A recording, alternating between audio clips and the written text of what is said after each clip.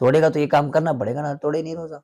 تو پھر وہ کن مطلب حالات میں توڑ بھی سکتا ہے اگر ضرورت وہ پڑے؟ ایک آزار الگ ہوتے ہیں نا، جو توڑ سکتا ہے کا مطلب یہ کہ اس کی قضا کرنی پڑے گی نا. بعض صورتوں میں ایسا بیمار ہو گیا کہ ہلاکت کا اندیشہ ہے، اب اچھا غالب گمانے کے میں ہلاک ہو جائے گا، اسی کنڈیشن پیدا ہو گئی تو اس صورت میں بھی توڑنے کی اجازت اس کو مل جائے گی.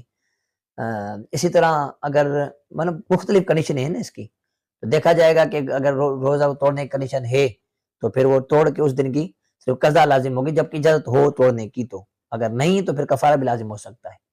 اچھا اور توڑنے کی بھی صورتیں ہیں نا، صرف بعض صورتوں میں ایسی چیز ہوتی ہے کہ جو بندہ کام کرتا ہے جس سے روزہ ٹوٹ جاتا ہے، پھر وہ کوئی اور کام کرتا ہے تو اس کے اندر کفارہ لازم نہیں ہوتا. یہ بھی صورتیں ہیں. اچھا، شوگر اگر لو ہو رہی ہو کسی مریض کی، کوئی شوگر پیشنٹ ہے تو شوگر چیک کی لو ہو رہی ہے اور وہ فیل